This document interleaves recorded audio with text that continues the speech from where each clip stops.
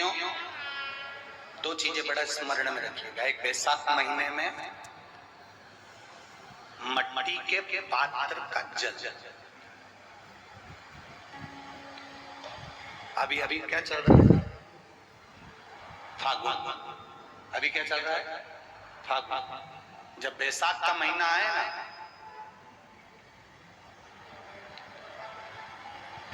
जितने यहाँ बैठे और जितने आस्था चैनल पर सुन रहे और जितने फेसबुक यूट्यूब पर कथा श्रवण कर रहे, जितने मोबाइलों पर देख रहे हैं, प्रयास करना बैसाख के महीने में मिट्टी के पात्र में जो रात्रि भर जल रखा हो, मिट्टी के पात्र में, अगर आपके पास में घड़ा हो, हंडा हो, नी हो, तो दिया हो, दीपक हो, कुल्लड़ हो, कोई भी तुम्हारे पास में जो मिट्टी का पात्र, उसमें जल भरना।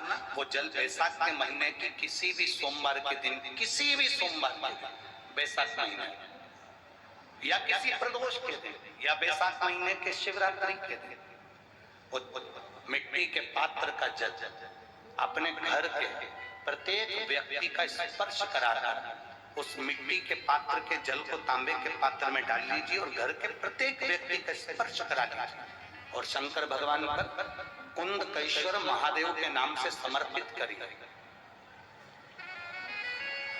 कुंदकेश्वर महादेव। कभी जीवन में पीछे पलट कर देखने की जरूरत नहीं पड़ेगी, आप उन्नति की सीढ़ी की ओर बढ़ते चले जाओ। बैसाख महीने में मट्टी के पात्र का जल भगवान शंकर को समर्पित होना चाहिए। उसका सुख हमारे जीवन को एक आनंद प्रदान करता है। एक शीतल आरती होती है, मेरी जीजियों बड़े सावधानी से सुनिएगा। एक शीतल आरती होती है। कभी अगर तुम्हारे जीवन में अगर कभी तुमको ऐसा लगे कि रोग बड़ा भारी हो चुका है और बहुत भारी रोग मुझे घेरता जा रहा है, या डॉक्टर को दिखाने जा रहे हो, तुम्हें ऐसा लग रहा है कि डॉक्टर कोई बड़ी बीमारी बताएगा, तो उस समय पर शीतल आरती का प्रयोग करें। एक पुष्प हाथ की हथेली में रख लीजिए, एक पुष्प हाथ की हथेली में रख लीजिए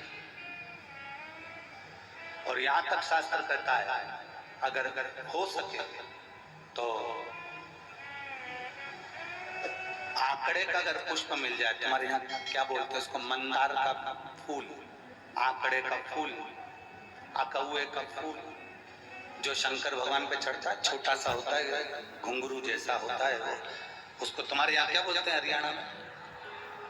आंख का पुष्प बोलते हैं। आंख का पुष्प मिल जाए तो ज्यादा अच्छा।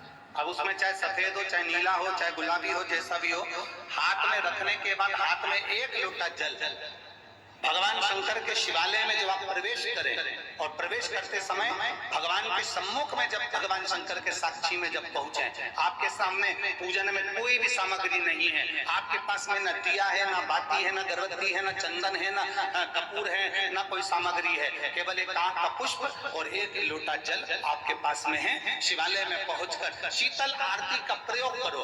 11 बार भगवान शंकर के 11 रुद्रों का स्मरण कर कर जब 11 बार शंकर के शिवलिंग के ऊपर से नीचे तक कलश को जब घुमाया जाता है और घुमाने के बाद वो आग का जो पुष्प है वो अशोक सुंदरी वाली जगह पर समर्पित कर कर भगवान शंकर को जो जल चढ़ाया जाता है, जो जल समर्पित किया जाता है, डॉक्टर भले तुमसे कह रहा हो कि तुम्हें बड़ी बीमारी के चांस हैं, आप जाकर एक बार चेक कराना, तुम्हें वो बड़ी बीमारी निकलेगी ही नहीं, उस रोग से मुक्त हो। इसको शीतल आरती का प्रयोग किया गया। ये शीतल आरती, इसको शीतल आरती कहा। शिव की प्राप्ति का, एक रोग से मुक्त होने का। अब आपसे कोई कहे कि ये शीतल आरती का प्रयोग सबसे पहले किसने करा, तो आपको ध्यान लगाना है इस प्रयोग को। सोमनाथ जी की कथा का स्मरण करिएगा, सोमेश्वर की कथा का स्मरण करिएगा। आप स्कंद पुराण में, शिव महापुराण में सोमनाथ जी की कथा का स्मरण करिएगा। चंद्रदेव को काया का रोग हो गया, रोग इतना भारी था, चंद्र समझ नहीं पा रहे थे, मैं करूं क्या। जब देव ऋषि नारद के पास पहुंच गए, नारद जी ने कहा एक पार्थिव शिवलिंग का निर्माण करो, बालू के शिवलिंग का निर्माण करो और समुद्र का ही जल भगवान शंकर को उनके आनंद से आरती कर उनको चढ़ाने का प्रयास करो। और शिव ने ऐसी कृपा कर दी कि चंद्र के पास आकर भगवान शंकर ने कह दिया, चंद्र मैं तुझे वर देता हूँ, तेरा काया का रोग समाप्त होगा, ये मेरा वर है, क्योंकि तूने मेरे शीतल आरती का प्रयोग किया।